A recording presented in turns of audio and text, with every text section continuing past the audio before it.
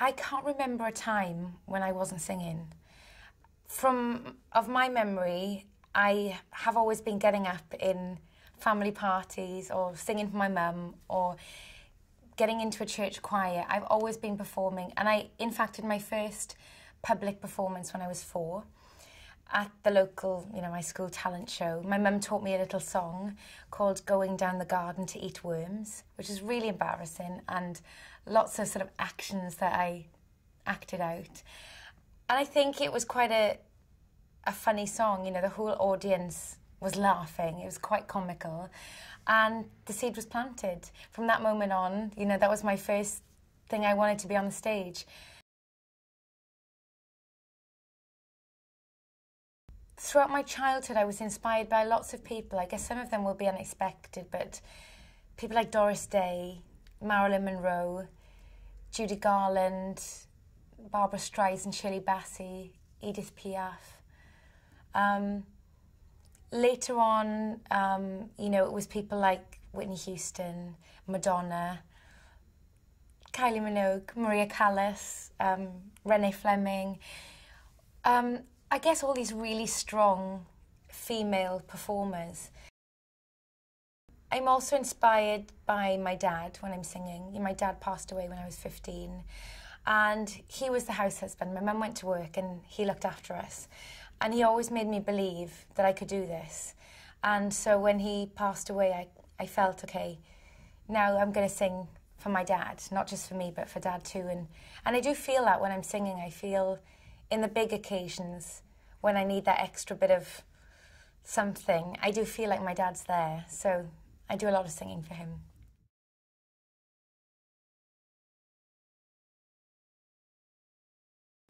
I've always wanted to make classical music more accessible to people. And I don't think I was ever really aware of the term classical crossover. I think that's something that's happened in the last few years. But it's just that I come from a normal background. I'm very working class background in South Wales. My family didn't listen to classical music, but because of my love of singing, I was introduced to it in a way that didn't intimidate me, and I fell in love with it.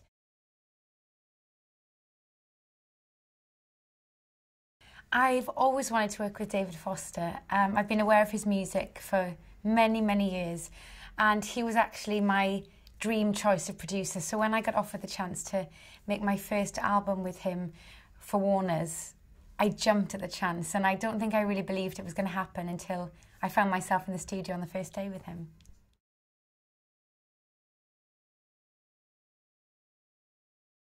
David and I both wanted to make an album that encouraged more people into classical music. That's something that I've always been trying to do with my previous albums. But we wanted to make my most commercial, my most crossover album so far, and choosing songs that people already knew really well and recognised.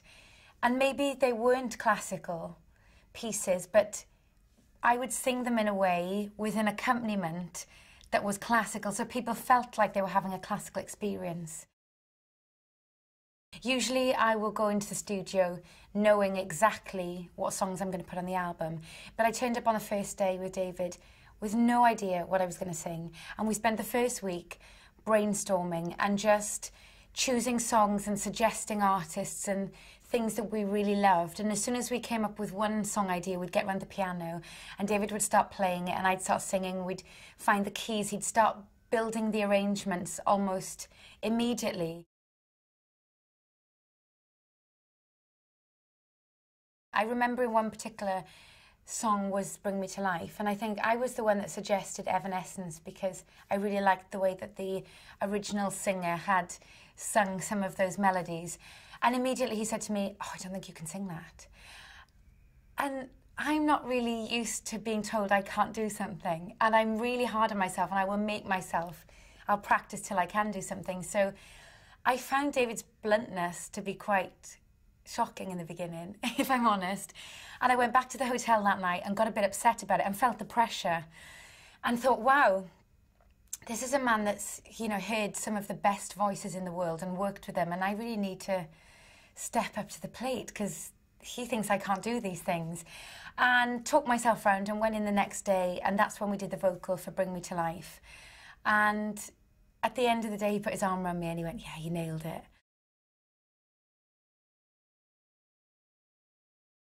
Angel is a song that I've loved for a really long time. It's by Sarah McLachlan, and I think it was a massive hit in America, but it's not so well known in the UK.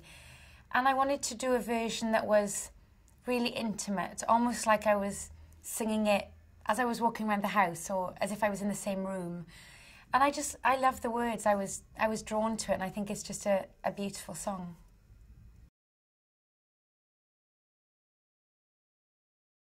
One of my favourite tracks on the album is a song called I Believe, and it's a duet with Andrea Bocelli.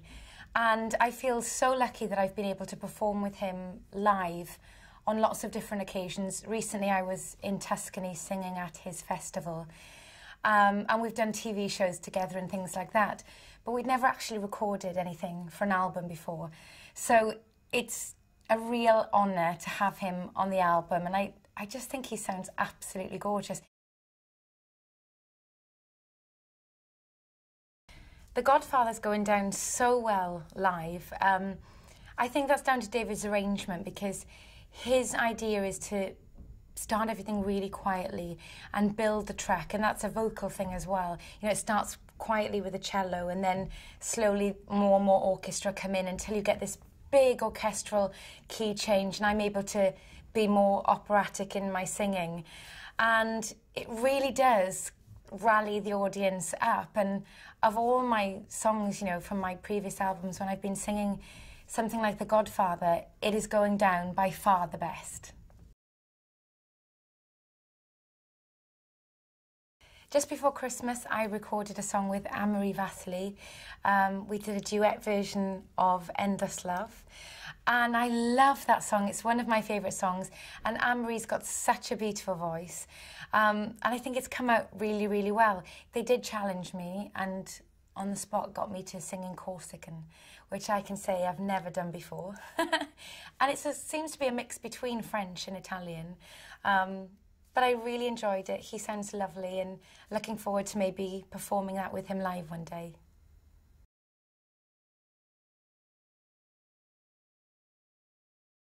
Andrew Lloyd Webber has written a new Phantom of the Opera. The story is 20 years later from the original.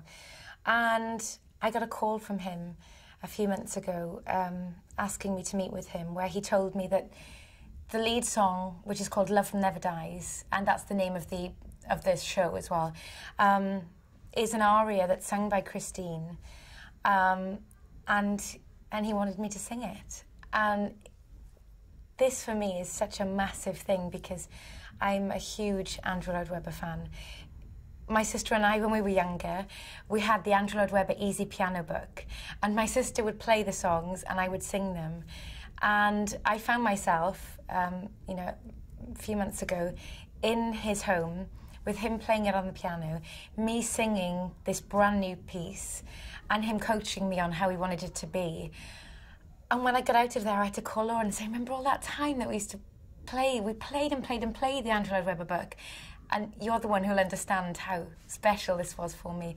And the song is beautiful. It's an aria. It's in the form of an opera aria, but it's very emotional. And this has definitely been, you know, a career highlight for me, because I just feel so honoured that he's asked me to be the first one to sing it. But this is going to be my first solo arena tour, and I'm going to be playing places like the O2 in London, which is, you know, 10,000 people a night. And gosh, I never imagined that, firstly, you know, I would be in a position where I would be able to play to such a massive audience. But it makes me so happy, because I didn't think that this classical crossover in music would become so big as well. So that makes me really, really happy that people are obviously finding it more accessible.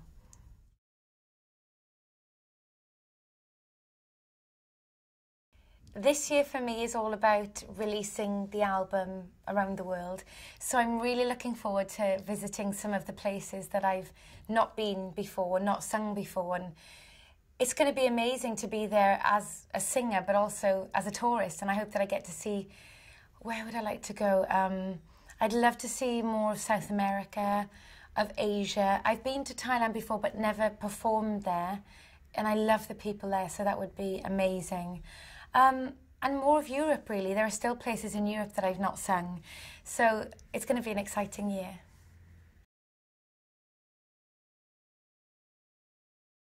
I've always said that I wanted to do some opera, so that's something to watch in the next few years. I'm training with Placido Domingo. I really want to play the role of Carmen. Would love to do some Mozart opera, and we'll just have to wait and see, if that happens. But it's something I've always wanted to do, so it's a bit of a long-term ambition for me.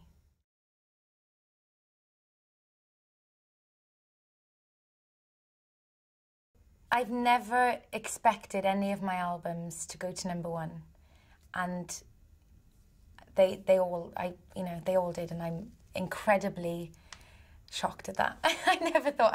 I've cried every time it's gone to #1. Singing at things like Live 8 in Berlin, and going out to entertain the troops, and singing with Andrea Bocelli and Placido Domingo. Singing at the Sydney Opera House, going to Russia and singing for Valery Gergiev in St. Petersburg in Catherine the Great's palace. There are so many things that I never in my wildest dreams thought would happen. And then they're there and you're singing with somebody that you've admired, or being Welsh. I got to sing at Tom Jones's 60th birthday. I thought my mum was going to pass out. There've just been too many to mention, really.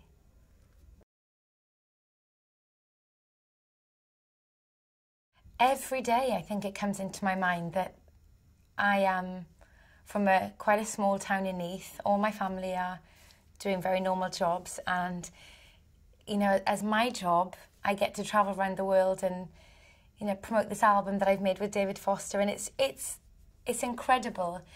But I'm grateful for the fact that I'm reminded about it every day. I never want to take this for granted. I'm enjoying it, and I think I'm able to do it because I am so passionate, and I realise what an opportunity this is, and I'm going to go out and make the most of it, and hopefully make South Wales proud, put it on the map a bit more.